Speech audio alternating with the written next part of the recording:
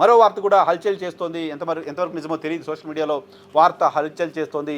పరిమల్ నత్వాని ఇప్పుడు ఆల్రెడీ ఆయన సభ్యత్వం ముగుస్తోంది ఈ 26తో. సో ఆయన సభ్యత్వం ముగుస్తోంది. ఆయన రిలయన్స్ కోటాలో గతంలో ఆంధ్రప్రదేశ్ నుంచి వైఎస్ఆర్ కాంగ్రెస్ పార్టీ తరఫున రాజ్యసభకు నామినేట్ అయ్యారు. సో ఇప్పుడు ఆయన్ను మళ్ళీ రాజ్యసభకు నామినేట్ చేయండి అని రిలయన్స్ టీడీపీని కోరుతోంది లాంటి వార్తలు వస్తున్నాయి. అదే జరిగితే పరిమల్ నత్వానీని భారతీయ జనతా పార్టీ కోటాలోనా లేకపోతే తెలుగుదేశం పార్టీ కోటాలోనో మళ్ళీ నామినేట్ చేసే అవకాశం ఉంది లాంటి వార్తలు కూడా వస్తున్నాయి.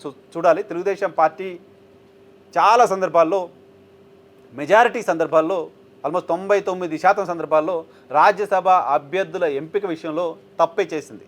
రాజ్యసభ అభ్యర్థుల ఎంపిక విషయంలో ఆ పార్టీ తప్పు చేసిందనే మాట ఎలా చెప్పగలమంటే, తెలుగుదేశం పార్టీ పుట్టిన దగ్గర నుంచి ఆ పార్టీ రాజ్యసభ మెంబర్షిప్ ఇచ్చిన వాళ్ళలో 10% కూడా ఆ పార్టీతో లేరు. ఆ తర్వాత పార్టీని వదిలేసి వెళ్ళిపోయారు.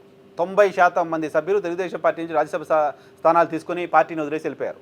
సో తెలుగుదేశం పార్టీని 30 ఏళ్లుగా చంద్రబాబు నాయుడు గారు లీడ్ చేస్తున్నారు కాబట్టి, సో చంద్రబాబు నేతృత్వంలో అనేక మంది రాజ్యసభ సభ్యత్వం పొందిన వాళ్ళు కూడా పార్టీని వదిలేసి వెళ్ళిపోయారు. కాబట్టి రాజ్యసభ సభ్యత్వాల ఎంపిక విషయంలో తెలుగుదేశం పార్టీ ఎప్పుడు ప్రాపర్గా పార్టీ కోసం పనిచేస్తున్న వాళ్ళు, పార్టీ లాయలిస్టులు, పార్టీ అధికారంలో ఉన్నా లేకపోయినా పార్టీని అంటిపెట్టుకునే వాళ్ళు, పార్టీ కోసం కష్టపడ్డ వాళ్ళు ఈ కోణంలో ఆలోచన చేయకుండా వేరే కోణాల్లో ఆలోచన చేసి ఇస్తున్న కారణంగా వాళ్ళ అవసరాల కోసం వాళ్ళు పార్టీ మారుతున్నారు లాంటి ఇంప్రెషన్ ఉంది. సో ఈసారి ఎంపిక ఎలా చేస్తుందో చూద్దాం.